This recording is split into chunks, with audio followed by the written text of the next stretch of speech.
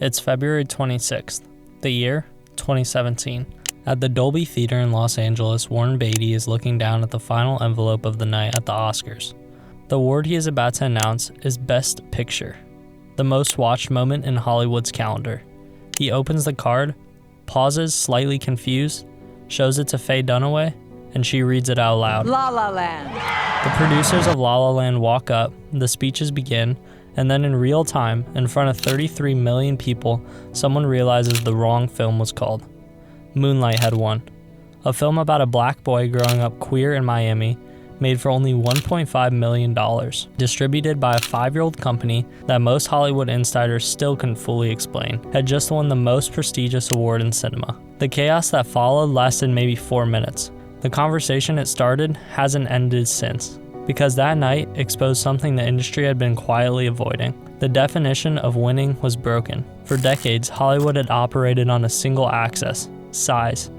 Box office opening weekends, franchise potential. The films that mattered were the ones that made the most money, and the ones that made the most money were the ones the studios already knew how to make. Moonlight exposed the limits of that logic in public, and behind it was A24, a studio that had spent 5 years building a completely different answer to the question of what a film company is for. Not scale, not sequels, not safety, just one question: is this worth existing? This is the story of how 3 people with no IP library, no franchise pipeline, and no interest in playing by the existing rules built one of the most culturally influential studios of the 21st century by deciding that taste itself was a business strategy. This is the A24 story. 3 years before Moonlight, before Everything Everywhere All at Once became A24's most awarded film in Oscar history, before Backrooms grossed $270+ million, and before Marty Supreme became a cultural phenomenon, there was just 3 people and a conviction. In 2012, 3 men, Daniel Katz, David Finkel, and John Hodges, left the relative safety of established positions in film finance and distribution to start a company with no clear blueprint, no inherited intellectual property, no studio backlot, no safety net of a parent conglomerate to absorb a bad year. Just a shared conviction that a specific kind of film had no real place in Hollywood, and that the gap was big enough to build a business inside. The name came from a highway, the A24 motorway in Italy, which Katz had driven on a trip through Europe. There was no deeper meaning, no brand strategy behind it, which in retrospect is perfectly on brand. A24's first theatrical release was Roman Cappola's A Glimpse Inside the Mind of Charles Swan III. Not franchise material. Commercially, it barely registered. Then came the bets that started turning heads. Spring Breakers, Harmony Korine's neon fever dream of college girls, drug dealers, and James Franco with braids reciting Britney Spears. It was the kind of film that made studio executives physically uncomfortable. A24 acquired it, leaned into the discomfort, and turned it into a cultural moment, The Bling Ring. Sofia Coppola's film about fame-obsessed teenagers robbing celebrity homes, which arrived at exactly the moment America was beginning to understand what fame obsession was doing to its culture. Neither was a massive box office hit, but both helped A24 to start finding itself and build a niche. This is the part of the A24 story that gets smoothed over in retrospect. The early years weren't obviously genius. They were confusing bets made by people who trusted their instinct more than the data. In an industry addicted to precedent, that was either viewed as a visionary perspective or a reckless move. The market hadn't decided yet. But Katz, Finkel, and Hodges weren't waiting for the market. They were building a curatorial identity, quietly, deliberately, one uncomfortable film at a time. There's a word that gets thrown around a lot in the creative industry.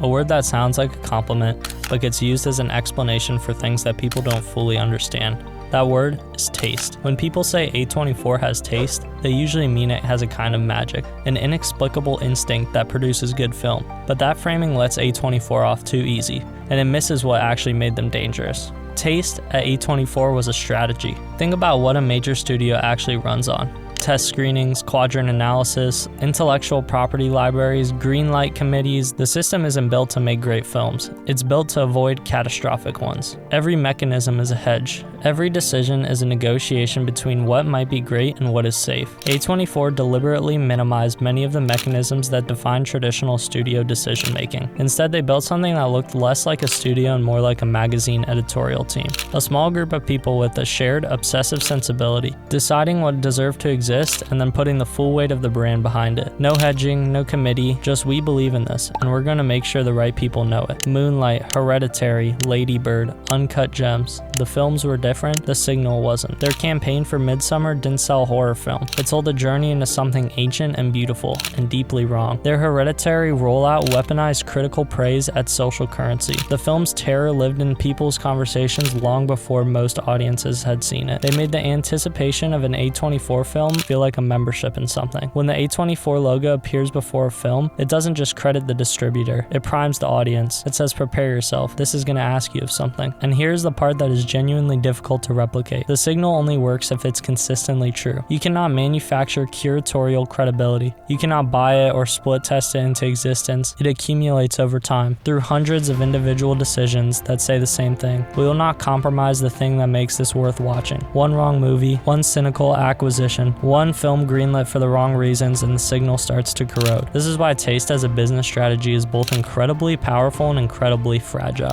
Most major studios have tried to replicate it. They've launched specialty divisions, hired tastemakers, built boutique labels. Most of them eventually collapse under the weight of the parent company's quarterly expectations, because taste requires a kind of institutional patience that shareholders' value tends to destroy. A24 built something that was almost impossible to copy. Turns out the hardest thing to copy in Hollywood isn't technology or money, it's conviction.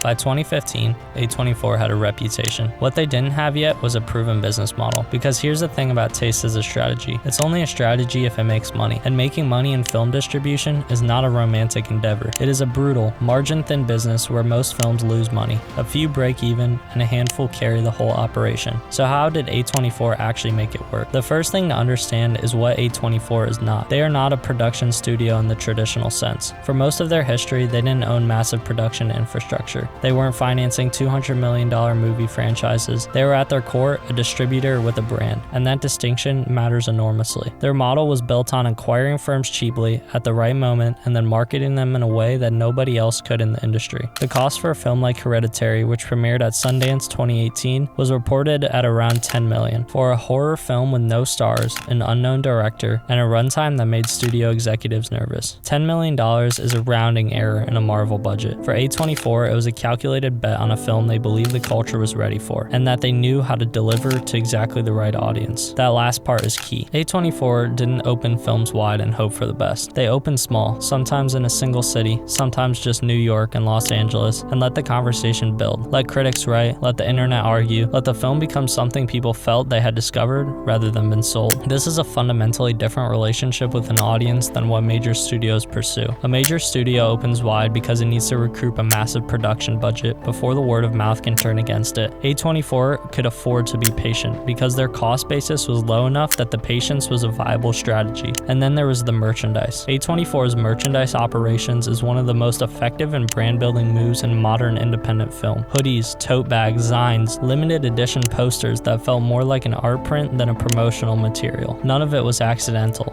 It was an era where every studio was trying to figure out how to reach an audience that had stopped watching ads. A24 turned their own audience into walking billboards and made those people feel cool for doing it. The merch wasn't a promotion, it was a proof of membership. What this built over time was something incredibly valuable and almost impossible to put on a balance sheet: a pre-sold audience. By the time an A24 film opened, there was already a community of people who trusted the logo enough to buy a ticket on faith. That trust compressed the market cycle and reduced the risk of every subsequent release. The economics were elegant: low acquisition costs, disciplined release strategy, organic cultural seeding, merchandise that functioned as PR. Each element reinforced the others, and all of it depended entirely on the brand remaining real. And what is the most valuable thing that a brand could attract? Raw directorial talent.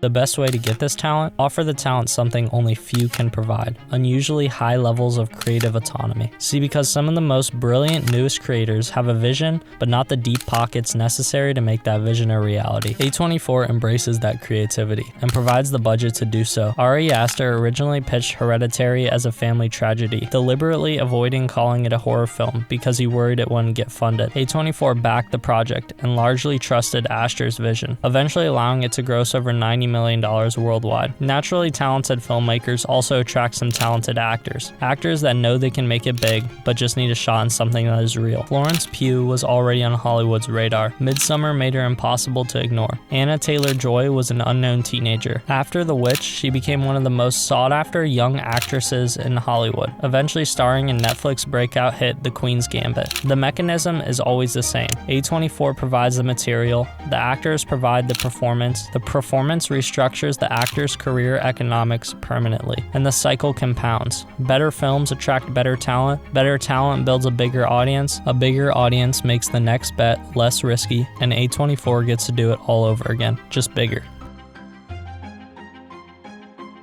In 2022, Everything, Everywhere, All at Once grossed $143 million at the box office. It won 7 Academy Awards, including Best Picture. It was made for only $25 million. That's not indie math. That's not the story of a scrappy outsider hoping to break even. That is a return on investment that would make a hedge fund manager put down their phone. And Hollywood noticed, because here's what success at that scale does. It doesn't just validate the model, it broadcasts it. Suddenly, every major studio with a struggling specialty division had a new slide in their pitch deck. Prestige, culturally resonant. The language of A24 started appearing in boardrooms that had spent a decade dismissing exactly that kind of filmmaking. Neon started building a direct rival playbook. Netflix launched a full awards pipeline. Amazon spent $8.5 billion acquiring MGM. Apple poured money into prestige originals. Everyone wanted to be A24, which is the strangest possible position for A24 to find itself in. They built their entire identity on occupying a space nobody else wanted. The difficult films, the challenging directors, the audiences that major studios written off as too small, too niche, too unpredictable. That gap was their advantage, and now that gap was crowded. But here's where the A24 story refuses to follow the script you might expect. They didn't get absorbed, they didn't soften, they didn't pivot to safety just as the competition arrived. Instead, they got bigger on their own terms. Marty Supreme, a Timothée Chalamet ping-pong drama directed by Josh Safdie, grossed $191 million worldwide because they had spent over a decade building an audience large enough that a film about a ping-pong obsessive could become a mainstream event. Then Backrooms crossed $270 million. A $10 million film built from a YouTube series by a 20-year-old director that A24 spotted before anyone else did. The same instinct that found Ari Aster in short film circuits. The same curatorial eye, just pointed somewhere new. So did Hollywood absorb A24? No, but it started doing something almost as significant. It started imitating them. An imitation at scale changes the environment even when it doesn't change the original. When every studio is chasing prestige, prestige becomes harder to signal. When every distributor claims to champion creative freedom, the claim means less. A24 carved out a space by exploiting an opening that major studios left behind. That opening is narrower now, not because A24 stumbled, but because they proved the space was worth entering. This is a specific kind of victory, one that contains its own complication. They won, and in winning, they made their own game more competitive.